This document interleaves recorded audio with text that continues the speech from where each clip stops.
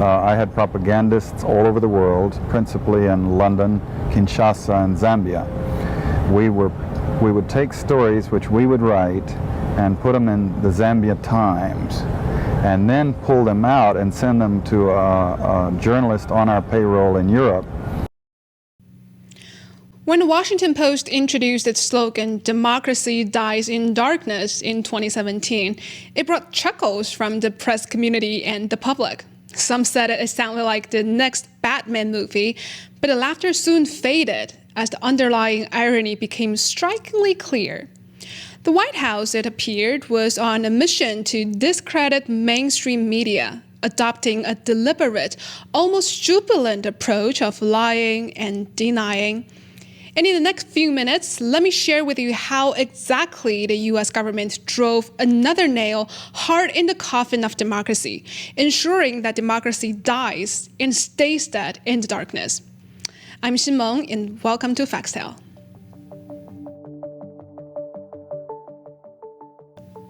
The dance between the press and government is an intricate one. Reporters need access to write their stories, and politicians would like those stories to be friendly.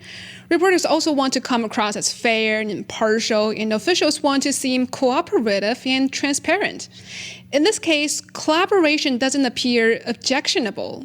But what if the information is bad? What if you can't trust a reporter? What if there's no such thing as the truth? The degree of collaboration in the U.S. frequently has reached stunning levels. In the early decades of the Cold War, some journalists even became outright CIA assets. You have contact with a journalist, you will give him true stories, you'll get information from him, you'll also give him false stories. Every fifth story just simply being false. There is no way a journalist can check that information. That's data derived from radio intercepts, spy in the sky photography. So either he goes with the information or he doesn't, and ordinarily or usually the journalist would go with it because it looked like some kind of exclusive. And I would say our percentage planning that kind of data was 70 to 80%. Back then, the Central Intelligence Agency launched Operation Mockingbird, which is an alleged large-scale program in which they recruited leading American journalists into a propaganda network in order to manipulate the mainstream media and redirect the opinions of the people. The CIA admitted that at least 400 journalists in 25 large organizations around the world had secretly carried out assignments for the agency. 400 journalists cooperating with the CIA, including some of the biggest names in the business, to consciously introduce the stories into the press. It is possible that the willingness of journalists to be megaphones for the CIA merely reflects inherent gullibility. However, given the long track record of collusion, it is likely suggesting a long-standing alliance between the press and intelligence agencies. But who are those left in the dark, relying on the news for accurate and unbiased coverage?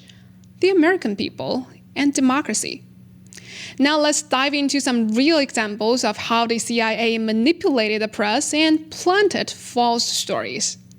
In my war, the Angola war that I helped to manage, 1/3 of my staff was propaganda. I had propagandists all over the world, principally in London, Kinshasa, and Zambia.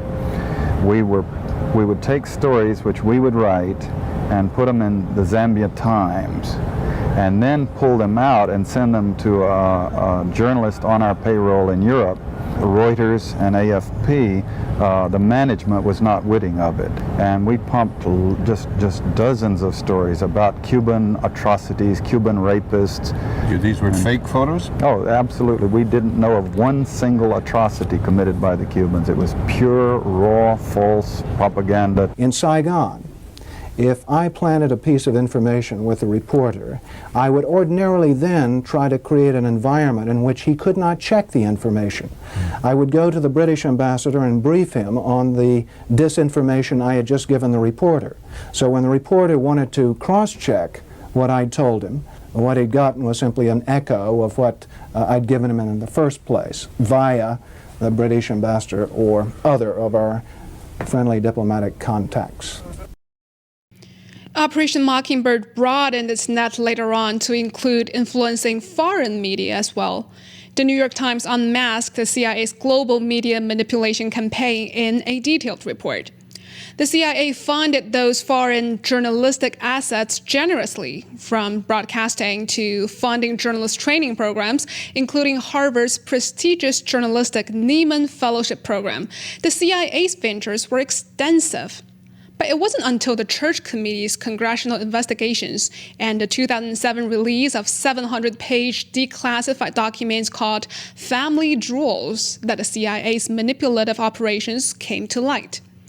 Yet it's never been officially confirmed as the title of Operation Mockingbird, which means it's also never been officially discontinued.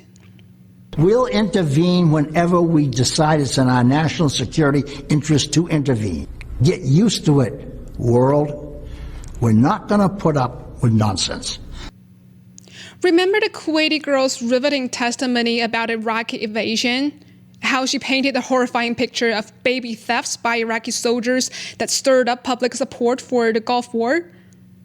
My name is Naira, and I just came out of Kuwait. While I was there, I saw the Iraqi soldiers come into the hospital with guns. They took the babies out of the incubators. Took the incubators and left the children to die on the cold floor. It was horrifying. This testimony was widely publicized and extensively cited by then U.S. President Bush and several senators in their rationale to support Kuwait in the Gulf War. This will not stand. This will not stand, this aggression against Kuwait. However, in a startling twist, Naira was unmasked as the Kuwaiti ambassador's daughter. Her testimony, a well-crafted lie from a U.S. PR firm. The carefully woven fabrications galvanized U.S. military intervention and paved the way for the war on Iraq. This raises an unsettling question. Could manipulative tactics still be at play, albeit more subtly? An Intercept report confirmed an enduring bond between the CIA and some journalists. Despite past revelations, the CIA continues its covert influence on public opinion. The US and UK governments, for example, have jointly orchestrated a propaganda drive focusing on the Syrian civil war, utilizing Middle Eastern reporters to do so. And to this day, the largest rival and threat to the CIA, at the same time its most significant target, is China. We've concentrated substantially more resources on intelligence collection, operations, and analysis on China, more than doubling the percentage of our overall budget supporting China activities over just the last 2 years. We're hiring and training more Mandarin speakers, and we're stepping up efforts across the world to compete with China, from Latin America to Africa to the Indo-Pacific. Now the CIA has set up a new mission center focused exclusively on China. It is the only single country mission center we have at CIA. Are all these efforts solely aimed at gathering intelligence? Certainly not. Another thing is to disseminate propaganda to influence people's minds, and this is a major function of the CIA. Yes, because this is how they were trained. I was the CIA director. We lied, we cheated, we stole. It was like we had entire training courses. This explains the often distorted narratives and extensive smear campaign to defame China's Xinjiang and Xizang in Western media. And moreover, the U.S. government continues to escalate the manipulation by passing 3 acts in a row. The U.S. Innovation and Competition Act of 2021, the Strategic Competition Act of 2021, and America Competes Act of 2022.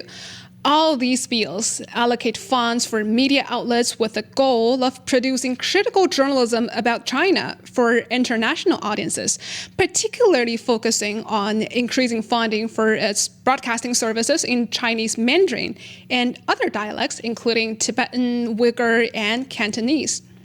One of the 3 laws passed recently in the US sets off $1,500 million, $1.5 billion, the next 5 years to train Western media and journalists to write exclusively negative stories about China. Now, in my view, this is the end of the free media. Despite their proclaimed belief in a free press, a free press is essential to the health of a democracy. The manipulation of news and undermining of truth indicate a different agenda. You just have to flood a country's public square with enough raw sewage. You just have to raise enough questions, spread enough dirt,